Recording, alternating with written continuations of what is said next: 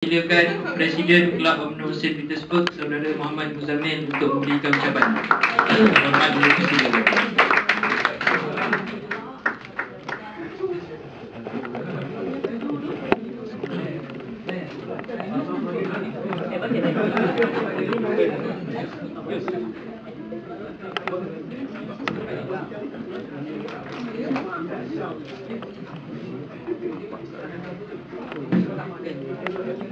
Bismillahirrahmanirrahim. Bismillahirrahmanirrahim. Alhamdulillahirrahmanirrahim.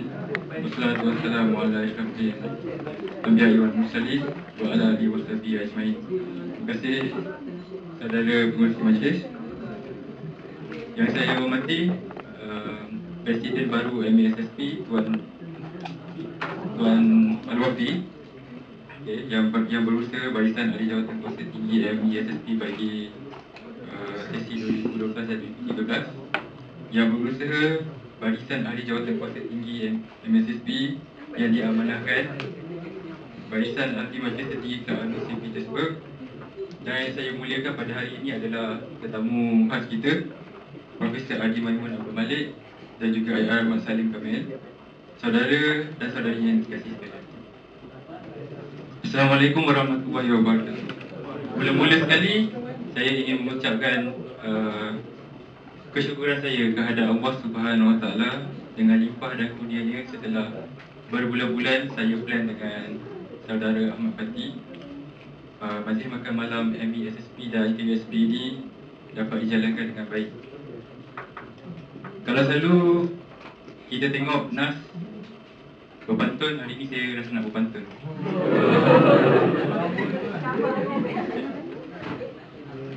Setahun berlalu tanpa disedarkan, mengundang pelbagai mulut yang berkata, selamat datang mulanya bicara, saya sembah pembuka kata.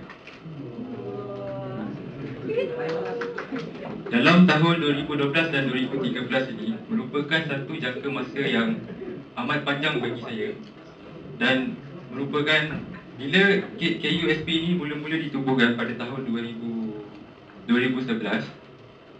saya diberi mandat untuk memegang dan untuk membawa Kelab UMNO St. Petersburg ini.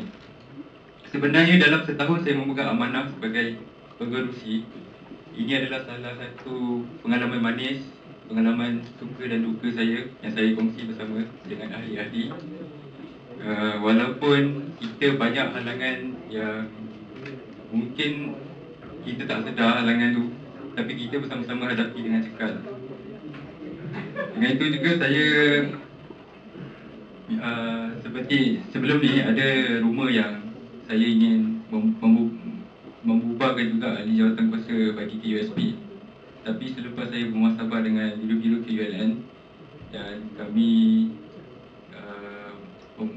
dapat satu kata sepakat yang saya perlu menyelesaikan tugas saya dan untuk habiskan sampai penggal 2013. Orang kata tak manis kalau kita buat benda projek lain. Okay.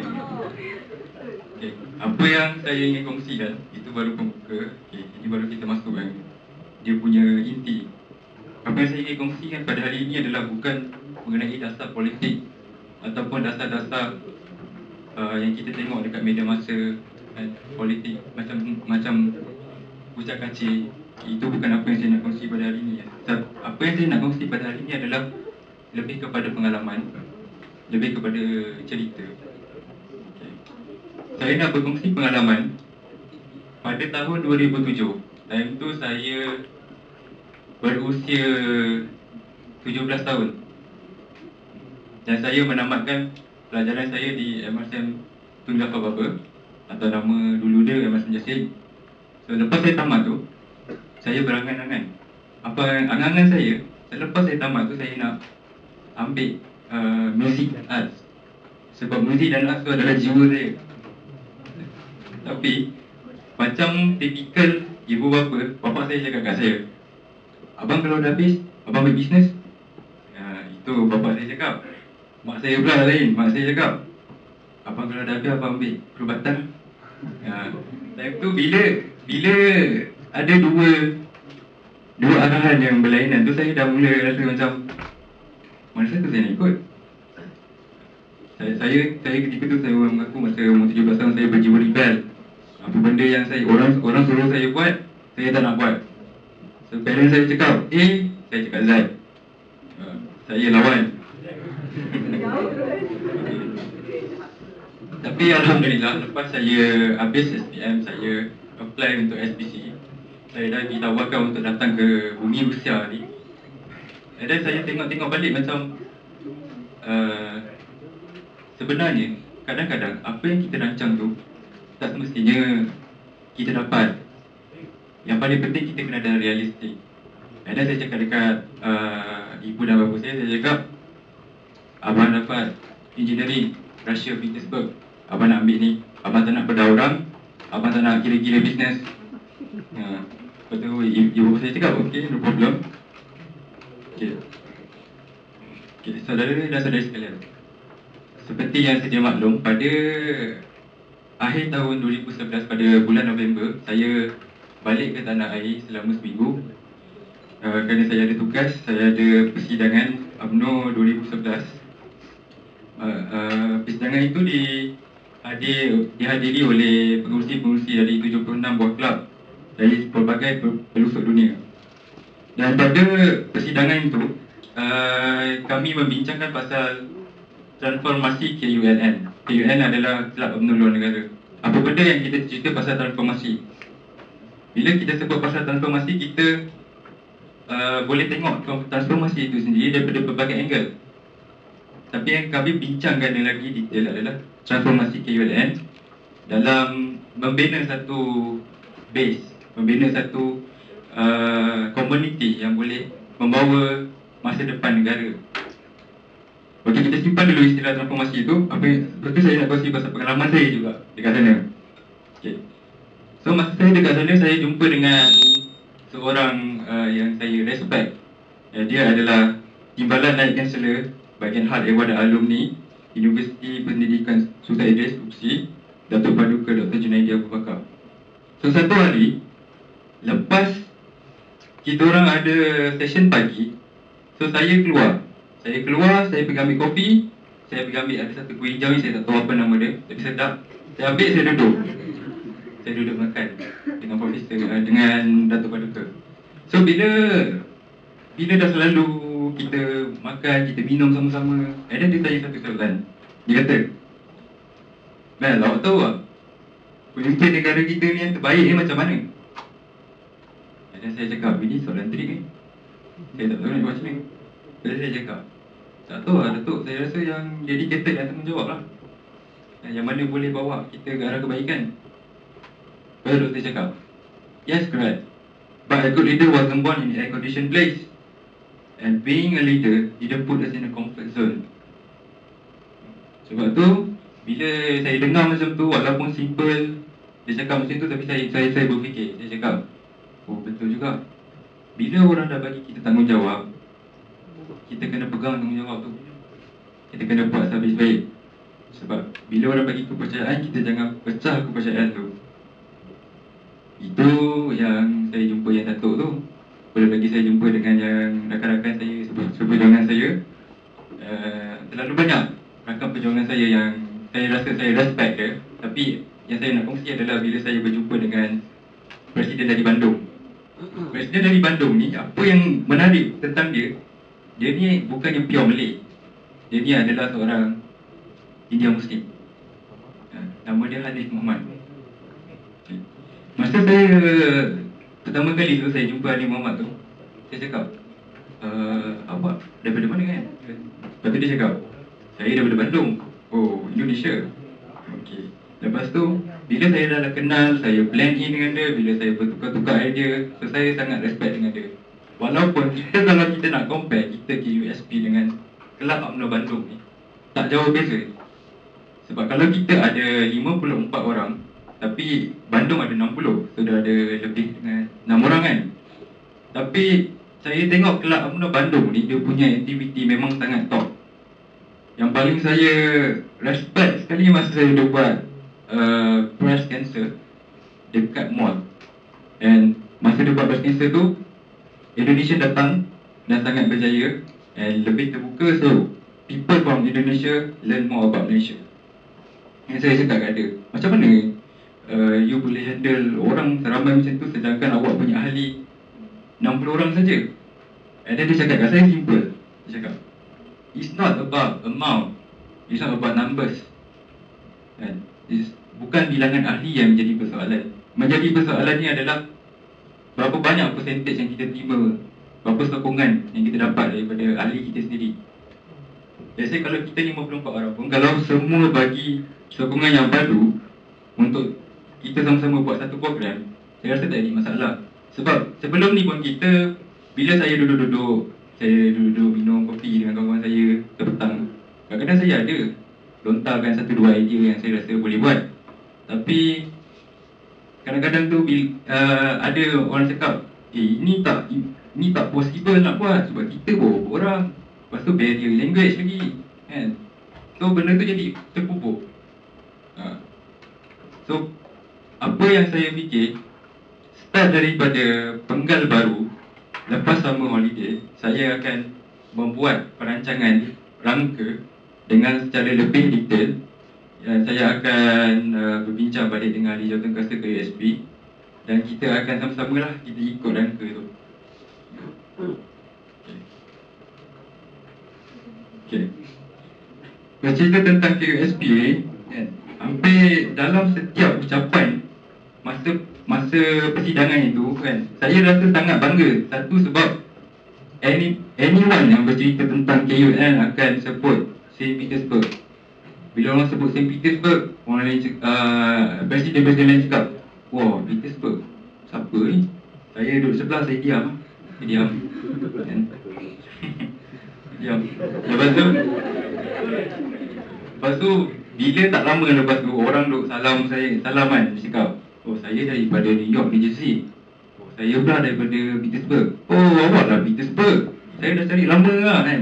Dan saya cakap, saya bukan apa, saya tak ada name card saya tu, kan. Sebab diorang semua masing-masing dah advance. Bila saya datang, presiden-presiden dia semua salam duk main huruf-hurufkan.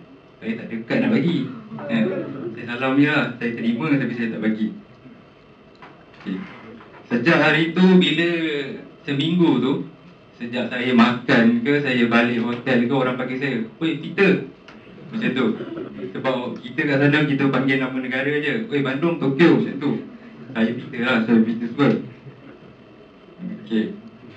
So, saudara dan saudari yang saya hormati sekalian, masa sebelum kemuncaknya persidangan tu, 4 hari sebelum bermulanya The Grand, bangunan PWTC sudah hangat dengan perwakilan yang datang daripada seluruh Malaysia dan juga daripada konsulat-konsulat daripada luar negara. Saya ingat lagi pada waktu tu, kan, saya habis persidangan dekat Dewan Tun Razak. Saya habis, badan dah penat, pukul 6.30 macam tu, saya dah lambat, saya turun bawah, saya pergi ke. Lepas saya habis solat, untuk balik ke hotel, saya kena lalui itu gerbang belakang tu, sebab dekat dengan hotel. Masa saya nak lalu tu, saya akan lalu satu lobi utama. Bila saya lalu lobi tu, ramai orang, kaum-kaum ibu yang duduk dengan anak-anak kecil, kan. Saya terfikir, pagi tadi masa saya lalu, diorang kat sini. Bila saya balik pukul 6, diorang duduk situ lagi. Saya pergi dekat bangku tu, saya duduk kejap, saya tengok kawan-kawan ibu, saya tengok muka dia, saya tengok apa yang diorang duk bincang sampai terlupa yang balik rumah, kan. Rupanya diorang masing-masing dengan semangat, diorang berkumpul beramai-ramai, dia tengok satu skrin mengenai persidangan. Sebab tu saya cakap, kita ni kalau kita sesuatu benda tu, kalau kita tak dapat, kan, kita nak sangat benda tu, bila kita dapat, kita tak hargai benda tu. Contohnya macam para ibu lah, diorang tak ada seat khas dalam persidangan. Tapi kami, antara kami yang presiden ni, ada yang dah dapat seat, siap tulis nama tadi, tapi tak datang. Itu dia. So bila saya tengok kawan-kawan ibu tu, saya rasa sedih. Saya tengok anak-anak kecil yang umur dalam 2 tahun, 3 tahun, kan. Ada yang baring, ada yang main koyak-koyak newspaper Kutusan Malaysia tu. Oh, saya bukan kutuk Kutusan Malaysia. Saya cakap tu, kan.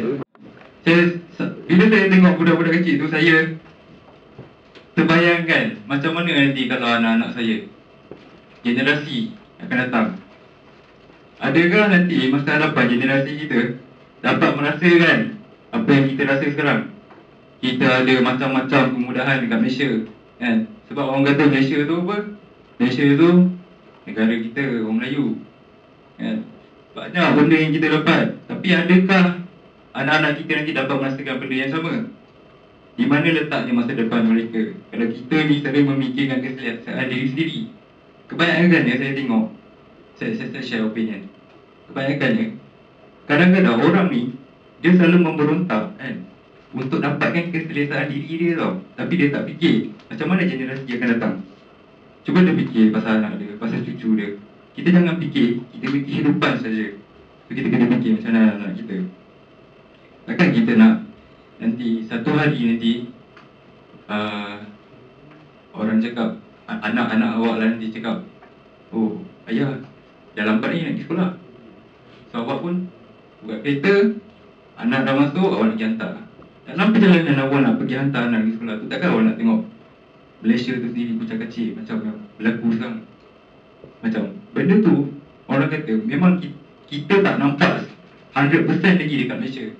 Tapi kita compare dengan ada countries, kita tengok Arab, macam mana revolution Arab pada tahun 2011, awal 2011. Macam mana kita tengok?